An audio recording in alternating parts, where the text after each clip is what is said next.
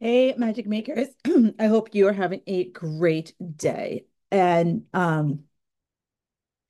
today I want to talk about something that is like I'm calling it sneaky, like something that is sly, something that you probably shrug off as, this is just how my life is right now, or this is just how life is. And I'm talking hidden stressors, right?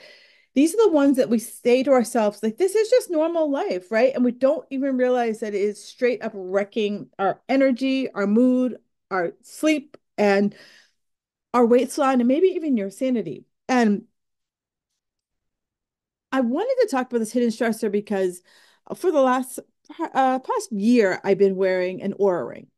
And one of the reasons why I started wearing an Aura ring was for one, I wanted a better idea of like what was going on in my sleep.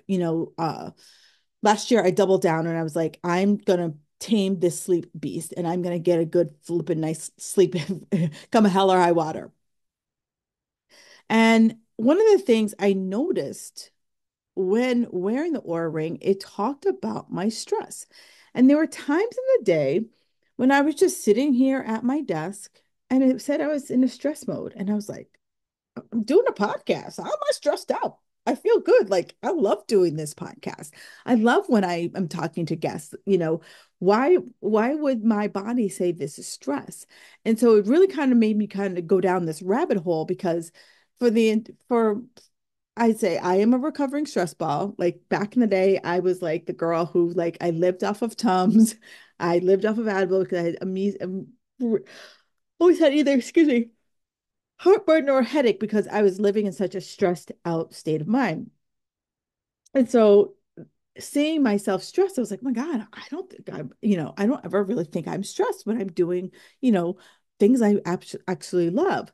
So I really want to sit down here and talk about like the seven like hidden stressors that might be causing you stress, even though you are not thinking that you're stressed, right? Because most people, when you think stress, you think you're stressed about, a deadline at work, or it's a stressful, busy time at work, or something's going on in a relationship or finances, or something's going on with your children or some other relationship that you might be having.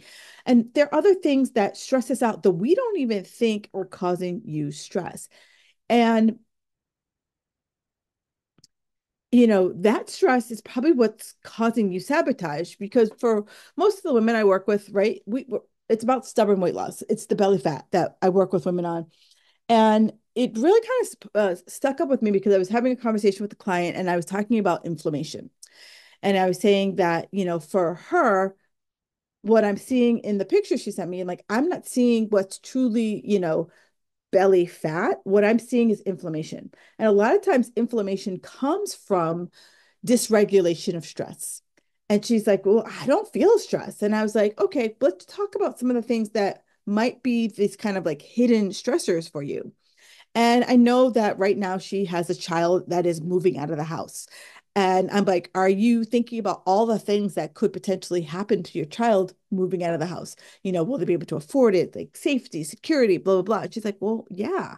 And I'm like, even though you don't think that's stressing you out, it is stressing you out, right? Because even though it's like here in the back of your brain, your body doesn't understand that like I'm not in danger, but it's perceiving that you're in danger. So it's starting to kind of like pump up the adrenaline, pump up the things that are trying to keep you safe. And when adrenaline isn't being used for you to go off and fight off a bear, it's like, let me stay on ready five, because even though you're not thinking about it in this moment, somewhere in the background, it's happening in your body. It's like, I need to be ready just in case the saber-toothed tiger comes back. And, even though we've moved from, thousands of years beyond the cave, there's a piece of our reptilian brain that still thinks that we're living in the cave and waiting for danger around every corner. So that stress is what's called mental load, right? Especially as women, we're the keeper of all the things. We're the keeper of, when is the dog supposed to go to the vet? When are your kids supposed to go, get their braces tuned up? When is the check due for, soccer? When's dance recitals? Christmas, Thanksgiving, Hanukkah, all the things. When is, the school what's that? The open house. When's the school open house? Those things, like how many rolls of toilet paper are left, right?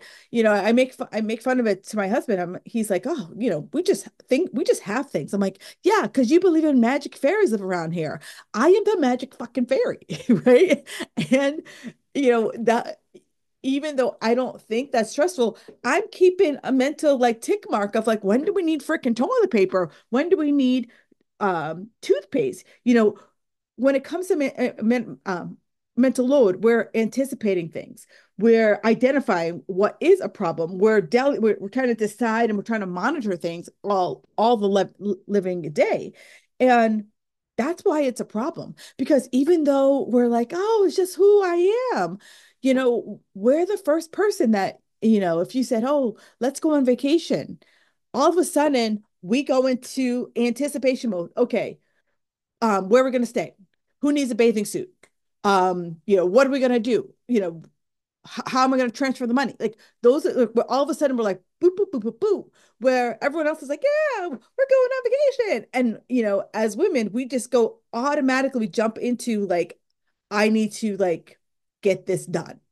And so even though you don't think that's a stressor, if that's something that is always putting your brain in overdrive, right? That constant cognitive load is putting you into a cortisol spike, right? Because it's saying, oh my God, I need to hop into action, AKA tap on the adrenals, pump up the cortisone, pump up the adrenaline so I can handle this. And you know, the other kind of story that I have about my client Lori is that, you know, she's the breadwinner of her family. And so for her, like the idea of, she's the breadwinner, but she's also the mom. So she's trying to make sure that there's dinner on the table and she's trying to make sure that her kids, are off to school and her kids are, there's someone picking them up while she's at work. And, and I grew up with a single mom, so I know the juggle game because you're the only person doing all the things. And so that in and of itself is this like hidden mental load. But here's where, so yes, I pointed out all the poop on the carpet, but how do you get around it? How do you like solve this? The big thing here is that like you got to work with your family and you have to ask for help. And one of the other hidden stresses I'll talk about later is that like, the women I work with are type A plus plus with a side of A plus plus. And, we're one of those people who like, I get shit done. I don't need to lean on someone. Yeah, in this case, you do. You do need to lean on someone. You do need to start delegating things. And it could just be something as simple as you're in charge of dinner. It could be if you go on vacation, you divvy it up. It's like, okay, you're in charge of coming up with the activities that we do. Each family member is in charge of making sure that they know if they have a bathing suit or not, right? It's, us kind of not being the person who's the keeper of the master list, but saying, okay, we might be the keeper of the master list, but we delegate. We're like, okay, you're in charge of this, you're in charge of that. And being able to do that and not freak out and not feel like we need to micromanage, because I see that a lot. A lot of my clients will be like, well, if I give it to my family, they're just not going to do it, right? We're not going to do it the way I want to do. Let go. Let go and just, give them guardrails. Just say, hey, when I go on vacation, one of my guardrails is that I don't want to have every moment of my day scheduled. Right. That for me, go on vacation. If I can't read 1 to 2 books cover to cover, it wasn't a vacation. I just want to sit on my ass. That is vacation for me. And my husband has a really good friend, and we go on vacation with him from time to time. And I'm like, I am not running around God's creation. If I miss one sight of this place, it's okay. And that's my guardrail. I was like, I need at least, I will do one activity a day, but I am not starting like setting an alarm, like hard pass. On vacation, I am not setting an alarm.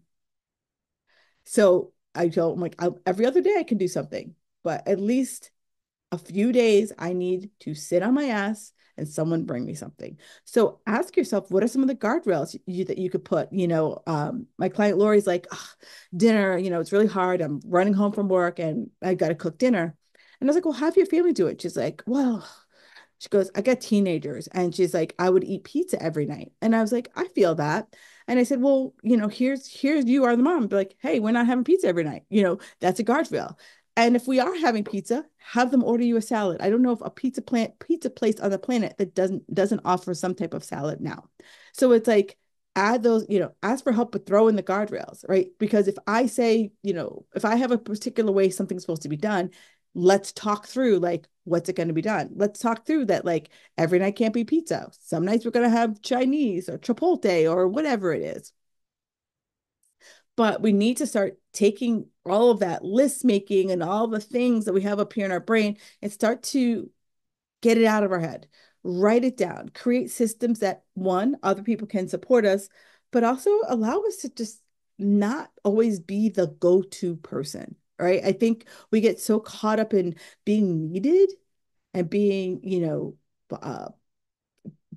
pillar of the family. And sometimes we're like, sometimes the pillar needs to like delegate and, not do all the things. The second one is lack of sleep. And I get it. I know that, 3 a.m., you're sweating your balls off because you got a hot flash. Um, but it's our nervous system is waving a red flag. And our nervous system, our hormones, especially at this time, we're just so intertwined. And we don't at this age, in that 40 something age, we know our hormones are going as wild as they were back when we were in our preteens, early teens. And we just don't have the progesterone to manage the stress like we used to. Ergo, that's why, a lot of us have trouble sleeping. And so one of the latest research says that the age between 40 and 60, so that's literally 20 years of your life, you're struggling with sleep. One, primarily menopause. Two, is that 40 to 60 age, that's, when most of us have hit the peak of our careers. Our children are getting ready to, they're teen at this point, some of our kids are teenagers, preteen, adults, and we're navigating all the random changes that are going on with them, changes that are going on with us, navigating the corporate ladder, and just, also on the backside, navigating our aging parents. So there's a lot of moving parts in your life right now that might be keeping you up. So one of the biggest things that, if you've listened to my podcast for any amount of time, I'm the queen about getting having a bedtime routine. My wind down routine, yeah, it's my tiger time. I have two tiger times of the day. One is my workout. Like that is like I know that when I have my workout or I take my walk in the morning, that is me. That's Kim time. And after that, I can be here for anybody else. I can do whatever you want. But that like 90 minutes in the morning, that is my time for a coffee, journaling, a workout, and that knows I did something for myself today. The second piece is my wind down. My wind down at night, I look forward to that. I relish my wind down. It's like I read a good book, I have some breath work. It's just, I look forward to both parts of those days. And that's my self care. And I want that for you. I want you to find something. It's either that morning, evening, hell, you could be a double dipper like me, but find under like what is it going to take for you to like your body to really understand it's time to fire down the engines. So one of the things that I've been working on a lot, and I live in New England, right? So it's just cold AF, for it feels like 9 months out of the year. But I've been really working on morning sunshine. And so for some people, if you live in a warmer climate or even in the summertime, spring, actually go outside 5 minutes and like the without sunglasses and let the sun actually, excuse me, shine in your eyes, right? Actually shine, like, have your corneas get some the actual right. But if it's cold, stand near the window, right? Stand in the window and just get some sunshine on your face and just get some sunshine in your eyes. Um, Regular exercise. And here I'm not saying go for a regular beat down. I'm saying, you know me, I love a good walk, pop a good, scare the shit out of myself podcast in my ears, and I'm all in. But a good walk, a good workout in the morning, and I am a happy camper. And then the one thing that I find I want people to think more about, and this could be surprising, sleep, check for yourself for sleep apnea. One of a second reason why I got the Aura Ring is that it tracks your breathing. And it was very interesting. I've actually done a sleep apnea test, and it was surprising that I have mild sleep apnea. And so, I now sleep with a mouth guard. And then I made my husband get tested, and he also sleeps with a mouth guard. And yeah, the funny part is that both of us were like, when we were both getting tested for it, we're both like, we are not wearing that CPAP machine. I am not looking like, Ghost Rider when I go to bed. And um, and honestly, I'm like, I don't like sleeping on my back. And so I wanted something that was like, wouldn't disrupt my sleep, because I'm like, sleeping on my back just is the most uncomfortable thing on the planet. But, here's where you kind of start to dig in and be like, all right, how can I get a better night's sleep? You know, and one of the big things I can tell you is one, set a bedtime, right? Like you are like a 9-year-old, and it's not about passing out in front of the TV. It's like if you got to get up at 7 a.m., you're like, okay, where I'm like lights out 10, 11 o'clock, and like do your best to be able to get that sleep in. Um, and then the next one is alcohol. And, I feel like back, God, I started competing in what, 2007, 2006, 2007, I started competing. And I remember I wouldn't drink for like, I would stop drinking in January, and I wouldn't drink again until like the end of June. And I remember I'd be like, yep, I'm on the wagon. I remember being on the wagon for 6 months back then. Most people are like, oh my God, are you okay? What's going on? Can't you just have one drink? And for me, drinking, if I had to pick my battles, I would rather eat than have a drink. That was how it was. I was like, I would rather have more food and not drink. And so now it's interesting, I want to say in the last couple of years, you've hear more about like dry January, sober October, and more and more companies are coming out with non-alcoholic options. There's plenty of like amazing non-alcoholic wines, beers. I mean, I just heard a stat recently that Guinness makes a zero alcohol Guinness. I don't know. I'm gonna show my naivety here. I don't know if Guinness is considered beer, or if Guinness would be like, we're our own category. But anyway, Guinness Zero is a number one selling beer, which is, interesting because, Guinness has such a, storied past, storied history. But more and more brands are coming out with a non-alcoholic version of one of their popular brands, or, you know, new brands are starting. They're just like, we are doing the zero alcohol thing, and that's who we are. And, so now, you have a lot of people who are, sober curious, and, they're not saying that they have a problem with alcohol, but they're saying, I'm going to explore what would my life be like without alcohol in it. And I had a woman on probably 3 or 4 years ago talking about it. What I'll do is I'll link that in the show notes.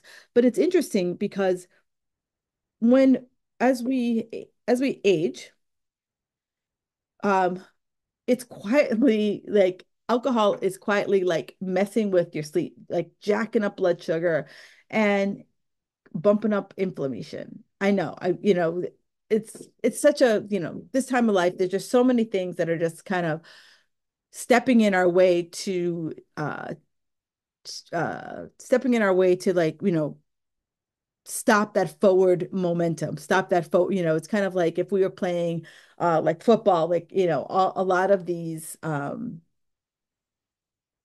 a lot of these things are popping up and playing defense against us, right? Like we're trying to score, we're trying to get results, and we have the mental load, we have sleep, and now we have alcohol, just like doing whatever it can to like block our forward momentum. And so one of the reasons why alcohol is a challenge for ladies over 40 is that as we age, it becomes harder for us to hold on to water in our body. So our overall total water volume takes a tank. So if I'm not drinking enough water, which most people will always say, yeah, girl, I need to drink more water. So if I'm not drinking enough water, but I'm also drinking alcohol, it's harder for me to like, I mean, how many of us wake up the next morning after having like 2 or 3 glasses of wine and we're just like, damn, and it feels like a freight train came at you. Well, that's alcohol is a diuretic. So I'm already low on water just because I'm not drinking enough water. Then I throw alcohol in, so it just takes my like tank all the way down to zero or below.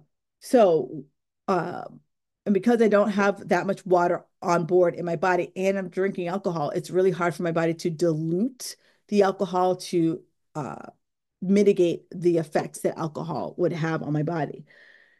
So the second part is when my body fat is higher and my muscle mass is lower, it's harder for me to metabolize alcohol. And just, as a act of getting older, once I hit 35, my muscle starts to not be on board as much unless I am, doing my best to strength train, but I'm losing 3 to 5% of my muscle every decade. And so, and because I don't have the muscle to help me metabolize the booze, it becomes even harder for me to metabolize the booze. So, um, and you know, one of the other things of alcohol at this age is that it increases my hot flashes. On the days that I have, several years ago, on the days I would have a drink, I would literally sit there and like feel like, I am the sun just the sun was just shining on my face and like burning me up. And that also increases our like we're less likely to sleep when we have alcohol in our system. So the key here is that if you are choosing to drink, make sure you're drinking and you have a full stomach and you're staying hydrated. So, I'm always a big proponent of, one alcoholic beverage and a glass of water just to even the score. And, hell, even at this age, I would say one alcoholic beverage and 2 glasses of water, especially if you're one out in the sun, two, if you're waking up the next morning, excuse me, I'm wondering what the hell happened, like feeling like a freight train, ran you over. Um, and this one right here, like the last three now become a little bit more of a mindset piece, become more of a taking a stand. And I was on a podcast a few months ago, and one of the things I said was someone asked me about what's one thing someone can do to start to lose the belly fat? And I said they need to have boundaries, right? And that's not something that, the host was expecting. She expecting like, oh, you need to, take this supplement or, eat broccoli or eat chicken or whatever.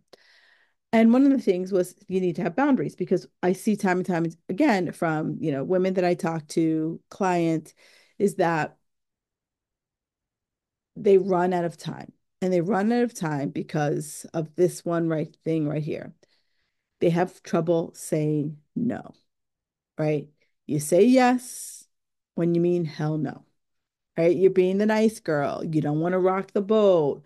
Um, and saying yes to everything is the quickest way to being pissed off because I remember I was listening to uh, was listening to a podcast probably last year, or it doesn't really matter, but I was listening to a podcast, and the woman said that, how many times that she would be asked to do a speaking gig or she would ask to do something.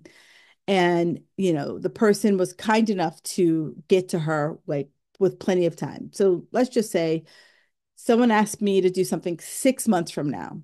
6 months from now, my calendar is pretty open. Nothing's on my calendar. And if someone said, "Hey, 6 months from now, on a Tuesday at 10 a.m., could you do X?" And if you look in the calendar and you're like, "Yeah, I got that time. That time's open." But if they asked you to do it next Tuesday, would the answer still be the same? Right? Are you just saying yes because you have the slot in your calendar? Or are you saying yes because you actually want to do it? So if that ask was for next Tuesday at 10 a.m., would you still want to do it? And that was such a profound way of thinking about your schedule, because so many of us, I'm guilty of it too. Like, if someone said, "Hey, next Tuesday," I'm like, "Oh God, I'm out of town. I can't do it Tuesday. Sorry." And then that gives me the out, right? Because I'm out of town. I can't do it. But Tuesday, 6 months from now, I'm not out of town. And I could do it, but do I want to? And I want you to start asking yourself those questions, because that's the key to burnout. You know, um, Back when I first started in fitness, I was trying to like cobble together my business. I was trying to build my business. And when you're trying to build your business, I know that I can't be picky, right? When you're a brandy new trainer, you're a brandy new group fitness instructor, you can't be picky. You take the crap shifts, you take the crap times for class, and you make the most of it. I know that you got to pay your dues, and I do that. But I paid my dues to the tune of burnout, right? To the tune that I was just in that like, F it, I don't care about anything. And so it was like, if another trainer was going on vacation, sure, the client said don't want to take a week off, I'll pick up your load. Sure, I'll teach at 6 a.m. even though I not have a 9 p.m. client. Sure, I'll work the front desk for you. And it was just like I was always saying, sure, sure, sure, yes, yes, yes. And yeah, great. I had the cash, but I didn't have any space in the day for anything else. I had no space in my day to grow my own business because I was so busy trying to be the team player.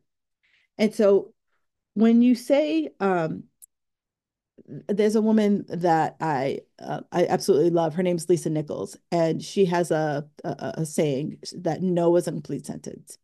And that was such a game changer for me. And this was probably like 10 years ago when I went to an event and I heard her say that. And she's like, no is a complete sentence. Because when I say no, again, trying to be the good girl, trying not to be bitchy, I feel like I have to give you an excuse. Sorry, Sharon, I can't do whatever it is that you want me to do because. And Lisa Nichols was like, it's okay if you say, "Hey, Sharon, thanks for the invite. I am unable to do whatever it is that Sharon wants you to do. Good luck." The end. I don't have to be like, "Oh, it's, my kid's birthday," or, "Oh, I'm gonna be out of town," or, "Oh," like I just have to say, be polite and say no. And that holding that no boundary has been a game changer for me, because it was so easy for me to like be in the back seat.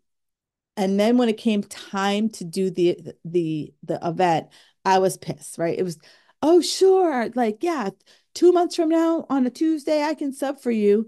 And then all of a sudden I was like, "Well, I'm subbing at 9 p.m., but I also have a 6 a.m. client." And when I sub at 9 p.m., I was also taking the bus from Boston to my house. At that time of night, it was going to take me like an hour to get home. And so by the time I got in bed, it was going to be 11 o'clock. And so I'm like, and then, turning around for my 6 a.m. client meant I had to get up at 4:30 in order to like walk to the, so it's like, I didn't think through the process. I was just trying to be the good girl. I was just trying to be the, hey, Kim's so helpful. No, Kim's so freaking burnt out. That's what Kim was. So ask yourself, where can we say no? Where can we cut back in our life? And it's not about like, oh my God, I'm so mean. It's more about, hey, I got self-preservation here. I'm missing out on my workouts, because at that time my workouts sucked. I was like, I would stop working out so that I could, teach the class or whatever. Um, enough on that. I think I've beaten that into the horse. The next one here is perfectionism. This is another badge that I wore, and I am now in the, Perfectionist Anonymous support group. Is that, we all say, well, I have high standards. Like, yeah, I had to be flawless. I had to like be flawless at work. I had to be flawless with my workouts, flawless with my meal. Oh, sweet Jesus. Right? My need to be everything to be spot on, to be on point was killing me because any misstep drove me over the edge, drove me to be like, oh my God, I suck. Oh my God, this is horrible. And like, then you go into that spiral. And again, cortisol doesn't know, my adrenals don't know that it's just me beating myself up. It's like, oh, saber-toothed tiger's back. We must, pump out the adrenaline to help her run away from it. No, I'm running away from my own goddamn crazy, is what I was running away from. And, you know, the things that I learned about stopping to be a perfectionist, it's a challenge, right? It's not one of those like I'm gonna wake up tomorrow and be like, I'm no longer a perfectionist. Um, I had to let go that I would when I was learning something new, I wasn't gonna master it in 2.2 seconds. Right. And that's a hard pill to swallow because, for a lot of things, I'm pretty good at it. I can pretty much pick up a lot of things. And one of the biggest challenges for me was I was changing how I ate. I was changing how I worked out. And I didn't realize how much of a habit I was into. I didn't realize how much of a routine I was in until it was changed. And it was like trying to change that was, it's kind of like I do everything with my right hand. I'm right-handed. But then someone says, hey, Kim, start with your left. And it would be like just instinct to like want to reach something with my right hand because that's what I'm used to doing. But then trying to reach for my left, it's just going to feel very awkward. It's going to feel very like, oh, the world is spinning and the world's going to stop. But here's where, as I'm working through perfection, I also did a podcast on it, is that I have to fight through that it's okay if it's hard, right? Hard means I'm actually learning something. Hard means I'm actually like starting to like rewire my brain to, make these actions, make these changes. And it's okay, right? It is okay. And I'm not saying that you don't have to have like a standard, but what I'm saying is your standard if you were to ask someone else to hold up to those standards, would they be able to? And maybe you're doing that. And maybe in relationships, you're asking your partner, you're asking your kids, you're asking, work friends to be, at this high level. And you get pissed that they're like not operating at that level. Um, which leads to like what I call safety, right? Safety in your relationship. Um, you know, And this is kind of a touchy subject because it's a subject that most of us don't really want to talk about. But I want to talk about like, does your relationships make you feel safe?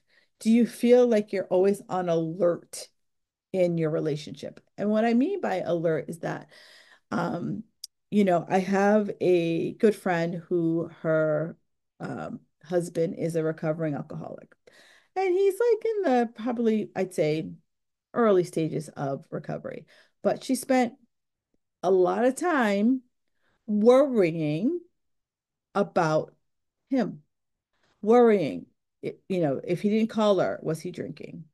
If he was drinking, would it be 20 drinks and he's fall down drunk?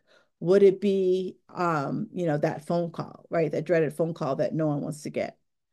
Um, but it's the safety of my relationship. Safety could also mean mental safety as far as, maybe you're in a relationship that your spouse, your kids are mentally and verbally abusive to you. Maybe you feel gaslit in your relationship, and that too is another like stressor because, this is definitely one that someone's like, "Oh, well, that's just how Johnny is. That's just how Sally is." And we don't really zoom out to be like, you don't realize that, worrying about someone else's behaviors is a stressor. Because if that person has just always been that way, you've just let it go. And that is another a stressor that you're like, well, this is just my life. And that, we're not standing up for what our needs. We're so concerned about the other person in the relationship that we are not thinking that is a low level stressor on us. And the last one is being the strong one. And this kind of dovetails into, the last one is that, you're the person that you bottle it all up. You're the person that someone leans on. You're the support. You are the person who's the rock. Like, oh, you could always count on Jen. She's the girl. Like she's just a rock. You got a problem, you tell Jen. And it's tough because, for many of us, we some of us wear that's our identity. And you wear that identity with a badge of honor. I wore for a long time the identity like I was the hardcore girl. I was like the hustle harder girl. That was my identity. And it's really hard when that's who you identify. And you know, for many of us who feel like I don't know if that's me, like it could be like, I covered it up with like, being sarcastic. Like I am sarcastic. I think you've understand that. But it's like maybe you having like cravings, your energy crashes, like little things that are just like you're slowly being drained by being the like needed one in your life, and that you're finding these little places to get energy from because other people are like so plugged into you that you need it. And with that, like this last bonus one that just popped into my head is the lack of downtime. I regularly see this with my A plus plus ladies is that I was like, oh, did you do anything relaxing this weekend? Relax. Like I basically told them to go have sex with themselves. Like they're like, I'm like, okay, no. And I know I struggle with downtime. It's like just sitting in quiet for like 5 minutes. Can you do it? um or you're not scrolling through the gram of the talk. You're not listening to a podcast, you're not Netflixing, you're just sitting, you're being. And that's one of the things I do a lot with my walks. Even though I tell you I listen to podcasts, like sometimes I have so much buzzing in my head that I just have my headphones on and I'm walking and I'm just kind of like working through stuff in my brain. Sometimes I like to, I have a little bench in my closet and I sit down on the bench in my closet and I just sit there and I just have like 5 minutes. I've told you regularly this. I have a friend who like, she sits in her pantry, right? She has one of those like walk-in pantries. She sets a timer when her kids were little. She's like, don't disturb mommy until this is done. Right. And we all need that, like, I don't know if you ever saw the TV show The Matrix, but like this TV show, the movie The Matrix, but it's like we all need that time to like unplug from the Matrix and just have like some downtime. So I want you to think about like as you're listening to this, I hope that like my goal is always in my podcast is to raise awareness, right? Never make you feel judged because everything on this thing right here, girl, I identify with, like many of these, I like I said, I'm still in freaking recovery about these things. And something that it's habits that I work on, sometimes is a daily push. But I want you to think that like you're not doomed here. Like you don't need to like quit your job and like, move to an ashram in India or anything like that. Um, but what we do need to start recognizing that like this is a thing, like it's not just my life. And take a peek and like what's one of the things that you're like, oh shit, maybe, and maybe I could start working on this, maybe I could start changing it. Maybe it's saying no without this long explanation. Maybe it's instead of having a glass of wine, you are having like the non-alcoholic version of it. Um, maybe, instead of like, whenever life gets hard, you're not, reaching into the pantry and, taking out a scoop of peanut butter or whatever your scoop of choice is, because here's the thing, like progress doesn't start with hustle, right? It starts with honesty. And most of us want to like press down, like, what can I do? How can I go hard? And it's like, how do I take a step back and get clear about what here on the list is really stressing me out, right? Because it's like, and I get that, there's times that like, my husband's yelling at me like, oh my God, Kim, we got to get tax form A, B, and C done, and we got to get it to the accountant. And then, I need you to do this, need you to do that. And I was like, I'm like, oh, and yeah, that's going to happen. But I'm also talking about the, hey, want to go on vacation, and then I start list making, or I'm the person who's like, what are we having for dinner 3 weeks from now, right? How we have like, 7 months from now, like, oh, what are we gonna do for Christmas? Who's hosting? Who's not hosting? Like those are the kind of things that we can start thinking about. Are we like still caught in that like hustle, grind, do, be the person? All right, my friend, I want to hear from you. What hidden stressor is hitting hardest for you right now? Just do me a favor, screenshot this and just let me know what how this is landing for you.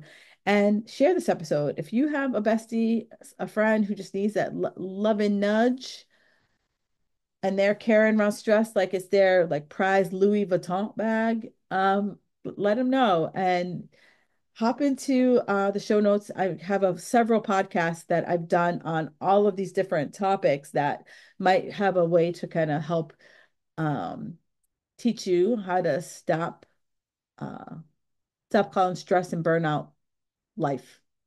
All right, Magic Makers, I appreciate you as always, and I will talk to you next week.